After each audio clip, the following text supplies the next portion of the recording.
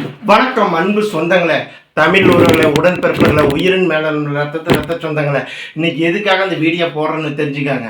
இந்த வீடியோன்னு கேட்டிங்கன்னா, இன்னைக்கு சுகரு சர்க்கரை எல்லாத்துக்கும் இருக்குதுன்னு சொல்கிறாங்க. ஒன்றாச்சா, அதெல்லாம் ஒரு மேட்டரே கிடையாது. இப்போ அருமையான மருந்து இருக்குது, மூலிகை மருந்து இருக்குது. நீங்கள் தேவைப்பட்டால் வாங்கி சாப்பிடுங்க. சத்தியமாக உண்மையை சொல்கிறேன், சாப்பிட்டு நிறைய பேர் சரியாக இருக்கிறாங்க. நான் பொய் பேச மாட்டேன். நீங்கள் வாங்கி சாப்பிடுங்க, உடலுக்கு ஆரோக்கியமாக இருக்குது. பத்தியும் கத்தி எதுவும் கிடையாது.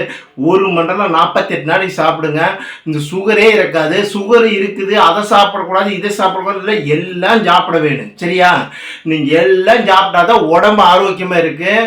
பாரம்பரிய வைத்தியம் 53 மூலிகை போட்டு தயார் பண்ணுறாங்க. கண்டிப்பாக ஒரு இடத்த மணவாழ் மக்கள் அது பண்ணி வச்சுருக்கிறாங்க. மருந்தை வாங்கி காலையில் ஒரு டீஸ்பூன், நைட் ஒரு டீஸ்பூன் 2 சாப்பிட்டு வந்தீங்கன்னா உங்களுக்கு ஒரு மாதத்தில் சுகர் லெவல் குறைஞ்சி போயிரு. 120 வந்துரு. கண்டிப்பாக 100% வந்துரு. ஒரு மாதம் கழிச்சு சுகர் டெஸ்ட் எடுத்து பாருங்க. கண்டிப்பாக 100% குறைஞ்சிரு. இதுக்கு மேலே சுகரே உங்களுக்கு வராது. கிருகிருப்பு இது எதுவுமே வராது. நீங்கள் கண்டிப்பாக அதை வாங்கி சாப்பிடுங்க. நம்ம ஏதோ 4 பேருக்கு நல்லது செய்ய வேணும் அப்படின்னு நினச்சி ஒரு வீடியோ பதிவு பண்ணுறேன். இந்த மருந்தை காட்டினா இந்த மருந்து பொடி மாதிரி இருக்குது.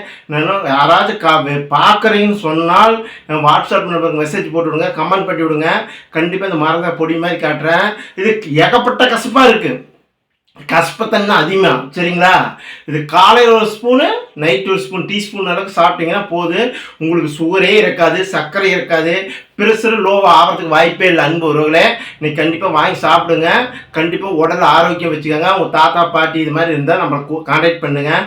கண்டிப்பாக சார், இது வாங்கி சாப்பிட்றதுக்குலாம் இன்னொன்று உங்களுக்கு சொல்லிடுறேன்.